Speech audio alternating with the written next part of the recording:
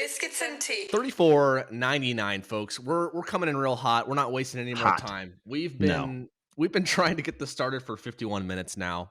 Shout out to Zencastr, Google Hangouts. Sport T. Do you want to list off the 17 other softwares we have to use to get this podcast going? Go ahead and give them a shout out, Will. No, I just wanted to, thank you, Zencastr, for making our life better and making it hard at the same time. Shout out to Sport T. It's like, you know what? I'm not even going to go there. Thank you to Rode. This mic is actually perfect. I don't want Zencastr to feel like it's causing all the problems. It's probably not Rode. And that's about all I got. Welcome back to Tyler Back. We've lost half of our staff to the Lithuanian army. But welcome back to Tyler Back. How are you doing, Tyler?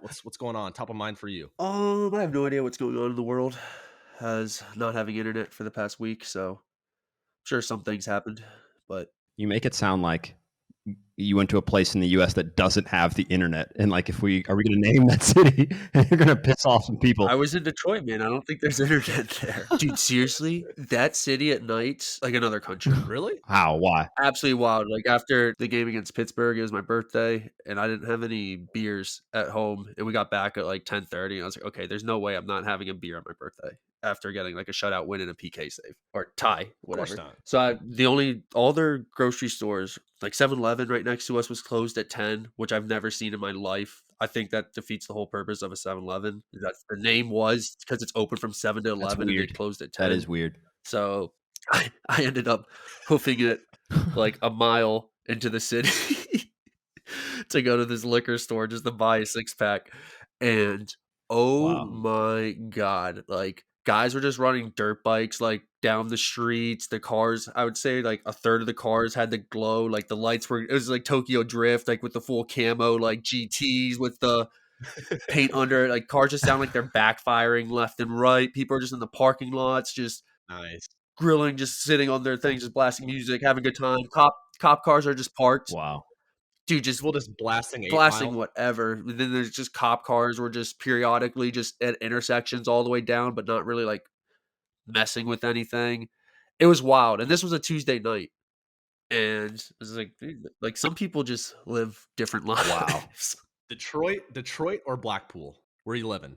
If you had to pick. Detroit, 100%. Oh no, Detroit, because at least Detroit was like cool. Like Detroit was, I like Detroit. It was just like I was almost a bigger culture shock walking through there than going over to Europe for like any other thing.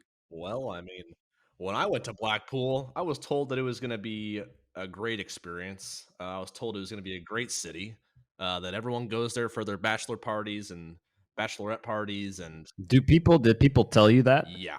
I mean, everyone. I was Oh like, my I'd be God. like, yeah, we're going to be in Blackpool a couple nights. They would look at me like, oh. I didn't really know what that meant. I didn't know what that meant, but they're like, yeah, everyone goes to Blackpool for their holidays and parties and stuff like that. And then, wow, Yeah, that was an experience. That One last thing from this was what? the store I was trying to go to. So I didn't really know that Detroit is like right on the border with Canada. Like you can see Canada on the other side of the river. And there was one point where my phone was taking me to a liquor store that was the closest one to me, and I got there, and the fucking liquor store was in Canada, and I didn't have my passport or anything, so I wouldn't be like able to like that's just What? was the closest one walking. Is there's a tunnel apparently that just takes you straight to Canada, and the liquor store is like right on the other side of the tunnel. And I walked all the way through the city to get to this place to find out this liquor store's in a country. I don't have my passport with me or anything, so I had to just like ask someone to find another one. Can we not go into Canada with our ID? probably not. No, you need a passport or like a birth certificate or something. You can't just rock in with your IDs. Dang. We can go to Mexico though. I've never been, but I'm pretty sure we need our passport for everywhere now. Yeah, because that's like the part of the money making scheme. Like we don't want you crossing that border unless you paid that $300 and something. Well, I think it's still visa. It's still visa stuff because Mexico, like, we can't just go live in Mexico for your life, can you? Without registering anything? No, not legally, obviously. Speaking of scandals, is that I have not been following the border crisis thing. I don't understand what's going on. I know this is a new thing to politicize everything and to split and to polarize the nation. It's perfect, right? They're just like, yes. Yeah, I don't really know. I don't know, Tyler, if you know, but it's just like it just seems like how could Joe Biden possibly make our country seem like it's a better place and all these people want to come to it now? How dare him? We got more people at the borders now than ever. It's like, I don't think that's because of our. I don't think it's because of our like he makes our country look better. I think it's because they're betting on him having more relaxed laws on them coming in. no, that's what I mean. Yeah, and everyone's just smearing. It's all Joe Biden's fault, and it's like, well, I mean, like it kind of makes sense. Trump was the president for 4 years, and your chances of getting in the country are not great. Joe Biden being president, your chances are greater. So everyone starts sending their kids to try to get in, And now we have like a huge influx of people at the border. But why can't we solve that? I don't understand why we should be why are we responsible for all these people in these countries where their governments have like fallen apart? It's not like the US played any part in destabilizing any of these Central South American countries. I don't understand why like we're being held accountable for their actions. That is funny. That is true. I mean, if you look at it, especially if you look at our foreign policy, we have not meddled in anyone's business ever. We've not started any wars. We meddled in the Nazis. That's all we did. We meddled in the Nazis' plans to take over the world. That's the only one. That's true. You're welcome. Yeah, you're welcome. You're welcome. Yeah. I mean, also, how are we supposed to put to use our, what is it, 600, $700 billion military budget Yeah. if we're not engaged in, what would we do if we weren't at war? Has anyone ever actually asked that question? Like, what would we do? What progress will be made? What progress could be made without war? We still wouldn't have the internet.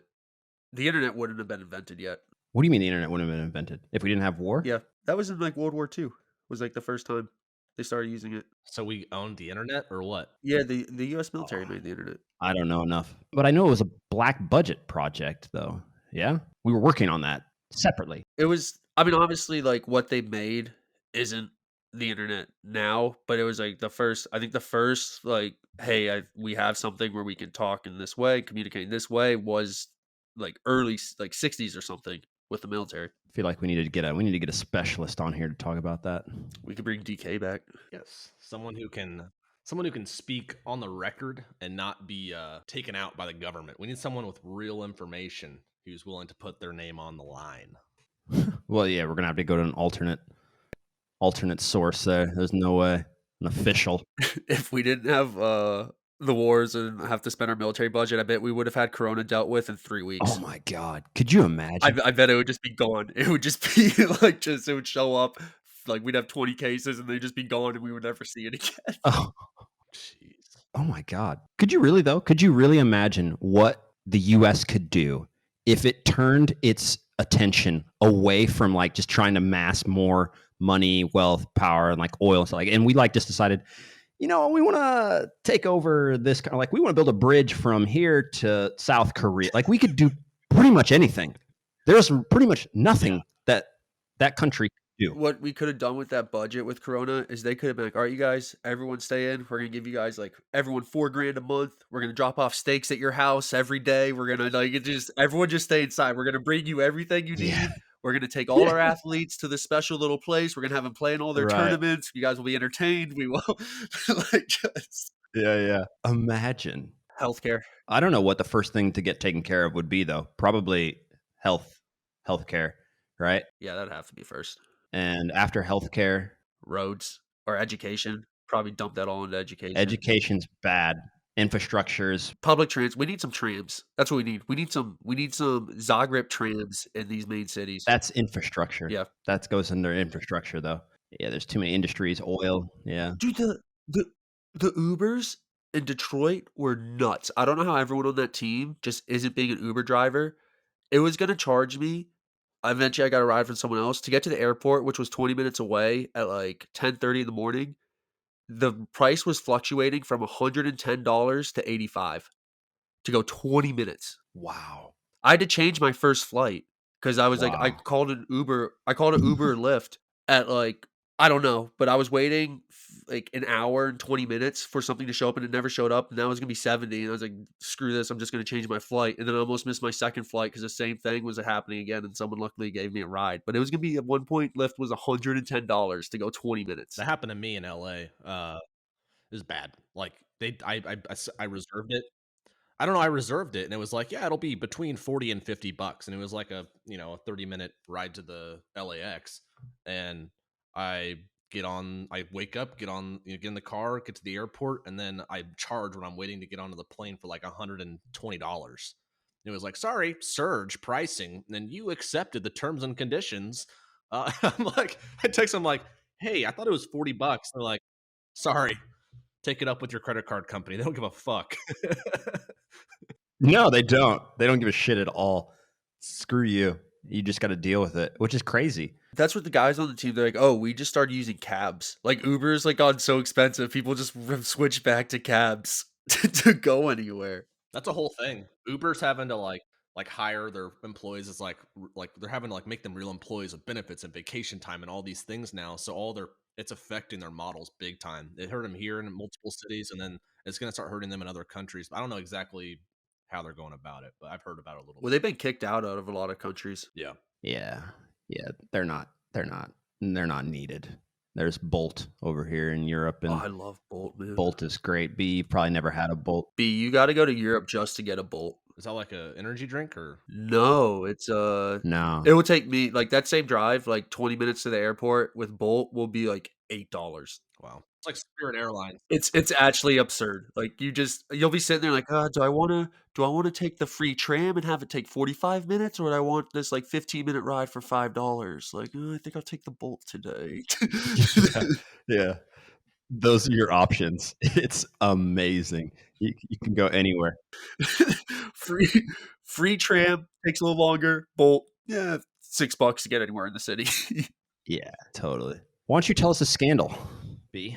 What's going on? Which one? Which scandal you want to talk about first? I don't know, but I feel like there's some pending scandals going on in the U.S. soccer. Or we want to talk, Tyler, what do you know about, who's the guy? John what? What's his name again? Wayne? John Wayne? Is that real? No, it's not. Don't get the hell out of here. No. John Wayne Pilgrims. John Wayne. Hello, Pilgrims. I've never even seen that. I think it's Family Guy reference or something. Yeah, John Wayne. John who? Yeah. Wait, what though? I have no clue. You just threw out John. It's like, do you know about the John scandal? Like, no. No. I thought this was what Tyler knew about. The John scandal. John Wayne. Where's that NFL guy that we used to talk about? Also, whatever happened? Two things. I got two things real quick while B is looking that up. Number one, which one of you guys said Brady sucks at the beginning? That was B. It was B. I was not. I didn't think he was gonna be great this year, but I would not. I don't like Brady, but the past like 3 or 4 years, like I just don't. I've not watched a full game. I've not even watched a full quarter of NFL football in probably 2 years now, but it sounds almost impossible to not appreciate Brady. It is so much easier with him out of New England too, little. because I've never had anything against the Bucks. I don't have anything against Buck fans, so it's kind of fun. Like they have a fun team down there too. They just have a bunch of guys who just it's like one of those NBAs. Is he going back there? Yeah, dude, they're gonna run the table again. I think. I run the table. We ran the table. We just got stopped. I don't know about that. You ran 7 legs of the table, and you got to the 8th leg of the table, and then we ran the table, and then that's not running. That's running 7/8 of a table. That's fine. But they didn't look that good the entire year. No one was telling me, "Oh my God, Brady." They didn't look. They didn't look good for the first 4 weeks, and then they lit up everybody. Who cares about the first 4 weeks with no preseason? But every week, the mainstream media just said, "Brady, is he gonna be able to take his cane out to the game today, or is he gonna?" So it didn't sound like they were doing that great. Then he'd throw for 350 and 3 touchdowns and no interceptions and smack somebody. It's just not exciting enough. I think that's probably part of it. It's because we got Mahomes, and Mahomes is still messy. So let's just be clear. They're both exciting teams, just in different.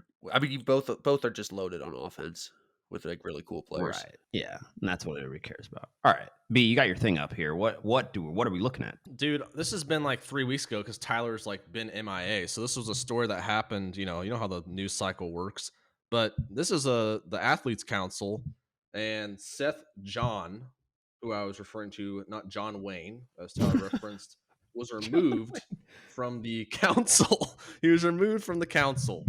And Seth John. This was due to some Trump related stuff, I believe. You believe? Tyler, do you know anything about this? I've heard about Trump, but I don't know. I knew nothing about this. I get my news from Biscuits and Tea podcast. So The Athletes Council does not tolerate this type of language, and it finds it incompatible with membership on the council. That is what our friend Chris Ahrens. Chris Ahrens, yeah, we know Chris. Shout out to Chris. Okay, but what did he say? I do not know enough.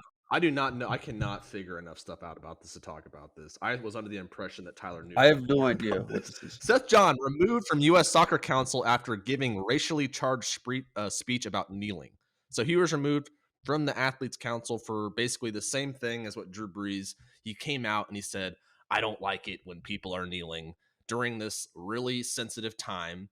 And obviously, no one really cares about kneeling. It's about what the symbolism is behind it, and then you have these guys coming out who are jackasses and just saying things to piss people off politically, and he got removed. And it's super controversial, obviously, because you shouldn't be able to get removed because we're censoring our media now and we're suppressing people's opinions and all this kind of stuff. But I don't know, he sounds like a jackass to me. Sounds like someone I don't really want part of council if he's worried about people kneeling when with everything that's happened this year. Right. So. That's interesting because I mean, obviously, as you guys know, we have a very close connection to the council, and it's interesting because you say censoring. I mean, technically, we're not saying like you're part of a council. A council has an identity and it has goals and a mission statement. Yeah. And if, funny enough, you got this diverse council, by the way, like our athlete council is incredibly diverse group of people, if not one of the most diverse groups I've probably ever, been a part of. And so it's going to be really weird for you to come out against that movement. I mean, but I can't judge this guy based on, I don't know what exactly he said. He made some racial comments. Like, yeah, I don't know. All right. So I have it. This is from people.com. Seth John is a former soccer player for the United States 7-a-side Paralympic team. Was removed from the U.S. Soccer Federation's Athlete Council after he gave a racially charged speak over the weekend. The 38-year-old's comments came as the council opened the floor ahead of its vote to repeal a policy requiring its athletes to stand for the national anthem, known as Policy 604-1, SB Nation reported. The policy was initially enacted after soccer star Megan Rapinoe kneeled before a game in support. The policy was initially enacted after soccer star... But you get the point. There. The guy came on at the beginning of the fucking thing, and he was acting like a dick, and everyone got mad, and then he got removed. And it's not like you're right to be a part of this council, like you said. If you say things and the majority of the people around you don't agree with it, you're probably going to get kicked out. That makes sense. I mean, yeah, it's about the way.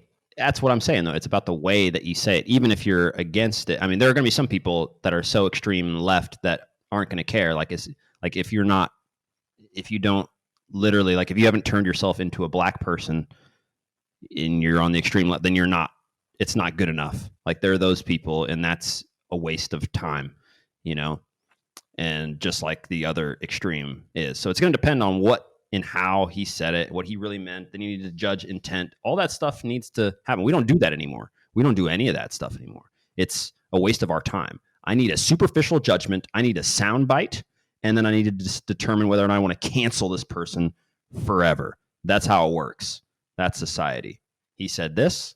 He no longer exists. Okay, so in his comments, John asserted that kneeling during the national anthem was inherently disrespectful to the military, despite it being an Army veteran who initially suggested the idea to Kaepernick in 2016. So Colin Kaepernick had spoke to a former military member about, what he could do and if it was disrespectful, and supposedly he got his blessing that it wasn't a direct disrespect to the military. So that's where John's coming from. He's a former military guy. He sees people kneeling. He takes it directly as an offense to what he's done and the sacrifices he made, rather than what the initial purpose is of what kneeling is. And this is where we're at in society. Yeah. Yeah. What were you going to say? So many guys in the military have come out though and say no, it's not a disrespect to them. This is what you're fighting for, so that people can do this. You can, peacefully protest. You can say when you're upset about something, and someone's not going to just lock you in a cage and throw you away. Exactly. All right, so here I think this is maybe where he lost some people. In his comments this weekend, John also seemingly tried to downplay black slavery in American history. I keep hearing how our country was founded on the back of slaves, even though approximately only 8% of the entire population even owned slaves, he said, as noted by the AP. Every race in the history of mankind has been enslaved by another demographic at some point. Blacks have been enslaved, Hispanics have been enslaved, Asians most recently in our country in the freaking 20th century have been enslaved. Natives have been To see enslaved. people moving away. Whites have been enslaved. Shoot, I've lived in Africa for 2.5 years where I could purchase people, slaves, between the prices of $300 and $800 a person per head, depending on their age, health, and physicality. What is he talking about? What is going on? Go ahead, Tyler. Yeah, go ahead. That comment always blows my mind when someone's like, "Oh, everyone's been enslaved. Everyone's also the population thing is like only 8% owned slave." Okay, yeah, but those 8%, each of them had like 200 or 500 slaves. Like only like if only one person owned slaves in this little town, and then three of their neighbors don't, there's still like 300 slaves for 4 people. Yeah, there's so many things to go on. Yeah, how many is 8%? What does that do to a family? What does that do to a community? All right, so you had this for a certain period of time. Yes, for sure. Everybody's had. I mean, he went off on a limb. B. You know what happened? He started talking. He had some good points. He was going, I'm going to talk about the military. I'm going to talk about how this thing, and they gave him a little pushback, and he took the bait, and he started doing a little improv. Don't improv. Exactly. Don't improv on that. Yeah. That's a Trump move right there. That's a Trump move. That's a Trump move.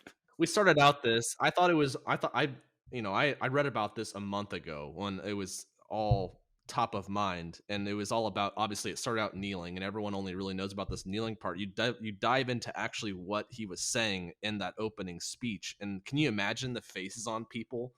Like, people were probably a little annoyed, and then he's like, every race has been enslaved. And then everybody lost everyone in the room.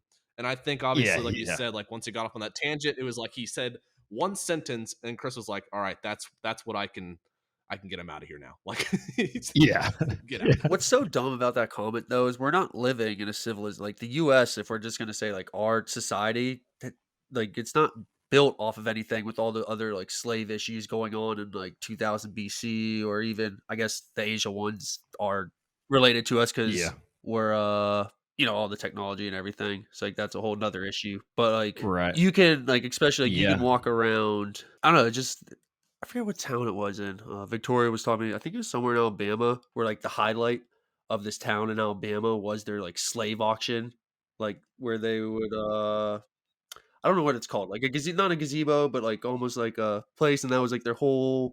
That was a tourist attraction. Was like here's our thing, and that's just like slave offering. There's a lot of remnants still around of like everything built from all the slaves that were here. Versus like I don't like what. Yeah. I don't see how any of that other like slavery stuff impacts me. That's not some like huge butterfly effect that comes down the line. Yeah, I mean, it technically, obviously, it is. I mean, you can take back everything is related to everything else. However, yeah, it's more recent, and the point is that we're not trying to fix the slavery that was happening in 3000 BC. We don't have a way to right wrongs and try and steer culture and society on. You can talk to people who had generations. Like when we go grab a 90-year-old black dude and like think of all the things, civil rights movement, like his dad's dad was a slave, like, or what, you know what I mean? It's like, how far back do you need to go before it's still affecting it? And then now what we understand what that can do to think about all the communities that had slaves or that were affected by slavery, and all the ones who tried to get out,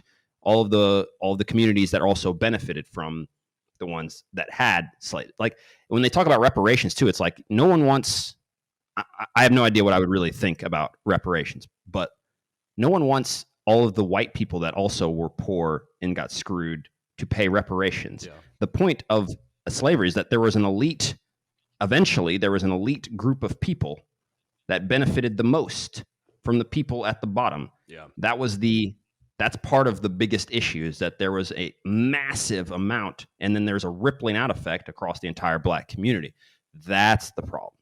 No one wants to address how we fix that. You also have the issue where he says brings up the 8% number. It's like, okay, like, yeah, only 8% owned them, but everybody, even the North, was benefiting off of slavery. Like, that had all the prices down, that was like running the whole economy. Like, if we weren't using slaves to pick cotton and stuff, I'm sure a bunch of people up north would have had to work twice as long to afford to buy a shirt or something. Right. So it changes. Yeah. It changes. Yeah.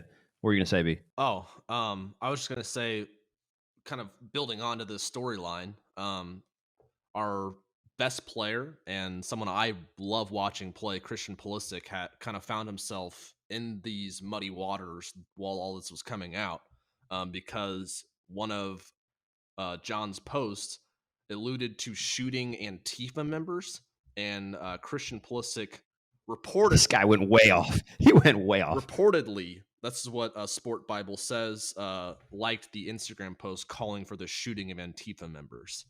And it was very brief in the media. It was a little blip where he had a little bit of a PR thing, and then it just completely disappeared very quickly. Nike paid a couple people and it was done. Who knows if he liked it, if one of his interns liked it, if his little brother that uses the profile. I don't know. He, like a lot of people, obviously, you know, like, you're not the only person that likes and does stuff on your thing. Like, that's not how this stuff works. But you're still liable. Did he make a statement? I did not ever see any. I didn't ever see a statement. I looked at his profile. There was no tweets during that time. I think that his PR person was like, "Hey, just quiet down for a little while, and this will move right along. Soccer doesn't really stay in the news that long here, so you'll be fine." Yeah. Yeah. Just let this other guy just take all the limelight for this. Say you accidentally did a finger slip and liked it, and you'll be fine. But it is concerning that obviously this is. I mean, I'm guessing they know each other.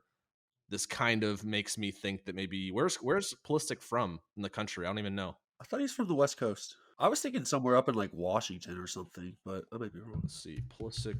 Or he grew up in Germany. Did he grow up in Germany? I don't know. No, he was influenced by. I think there was a coach that was very influential in his life. I don't know how much time he spent outside, but I know that there's a foreign coach that had a heavy influence on his career, and I can't remember. Oh, I should know this. He's from Hershey, Pennsylvania. I knew that actually. Pennsylvania. That's where Trump was born, right? I don't know if Trump was born, but that is like Hershey, Pennsylvania. Like Pennsylvania, outside of Pittsburgh and Philly, are like people call it. I think people call it Kentucky or something. Like it's south. Like it might as well. If you're not in one of the main cities, like it's straight up just south. That's interesting. I don't know anything about Pennsylvania, so me either. Oh, Donald Trump's from Queens.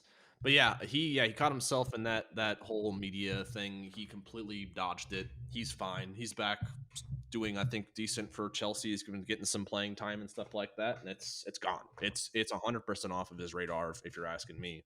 But yeah, that's kind of what's been going on with U.S. soccer, you know. And then we don't make the Olympics because our team isn't prepared to play, and Tyler doesn't care because it's not our first team. But I wish that we could win games even with our second, third, or fourth team. It'd be great. It's kind of like when you look over at your JV team in your high school and they're getting beat 8-0, and you're like, everyone's like, who cares? The JV team. It's like, that's kind of that's what's coming. You know, that's what's going to be happening in 10 years. That is what's coming, and it's not good, guys. We'll definitely look at that. Not concerned. Yeah, I mean, you're lucky. You're right. We do have a big place to pull players. It's unacceptable though for the amount of funding and money and organization that we have versus the teams that we're playing against. It's not okay. We're not qualifying in Europe and we're not qualifying in CONMEBOL. No. You say it's unacceptable, but those guys play in much harder leagues, I bet. Like the games those guys play in, unless they're playing, like a lot of them are probably playing the US. It's not about the loss though, Tyler. You got to watch. But that's the problem. That was Ziggy Schmidt's, rest in peace, Ziggy Schmidt. That was one of his big things that he would talk to us about before we would go out. He would be like, listen, guys, they all think you're little bitches because you guys play in all these nice fields and you have all this stuff. And like, that's how our U20 team would go about all that stuff. He's like, they think you guys are little bitches. He used a different word, which I won't say now since the world we live in. But That's it, dude. Like that's a problem, though, Tyler. It's like these players. Yeah, it is harder for them. So we need to make it harder. So we either need to start sending more players to go. Yeah, they need to become pros earlier in harder situations, or we can't just have them like hanging out in nice, California, Chula Vista, San Diego, Stanford. Yeah, just relaxing on the beach. Yeah, we'll beat them. We'll beat them. We gotta send them. We gotta just send them into some Mexican league games, just in California and stuff. We gotta get them in those little tournaments or something, just to rough them up a bit. Exactly. Let them go. You'll turn out a whole bunch of good players. I can't tell you the amount of players I've played with that are just freaking rogue. I mean, I played with a guy that league wide was known as like the murderer. Like he had, I think, 3 red cards that season, at least 4 or 5. He was always missing games. He was from Sierra Leone. No one would touch this guy. He wasn't that big, but it didn't matter because if you don't worry about breaking your own leg, no one's going to get in a tackle. Like if you don't care if you die, no one wants to get in a tackle. Like it doesn't matter. You can't out. It's a suicide bomber type. That's it. It's crazy. Literally, this dude is like a suicide bomber. That's his mentality. I don't care if I die. The game I played with Detroit Pittsburgh, it's a friendly, so it's hard to judge like intensity off of friendlies and stuff. But I think both sides still have decent amount of guys on trial, so you'd expect people to be really getting stuck. There is like so few just people getting like really stuck into tackles and really just going to hit somebody, and everything just kind of Yeah. pass around the back a little bit, try to make a little connecting pass. Oh, you Yeah. lose it, like just drop back and B team, make sure to go and get your merch. As you can see, I'm wearing it right now. Very soft. Put in the washer about 25 times, hasn't shrunk. Very impressed. Thank you, Bonfire. Get your merch now. like it's shrinking also, but you're shrinking too. You ever think about that? That And we'll see you guys later.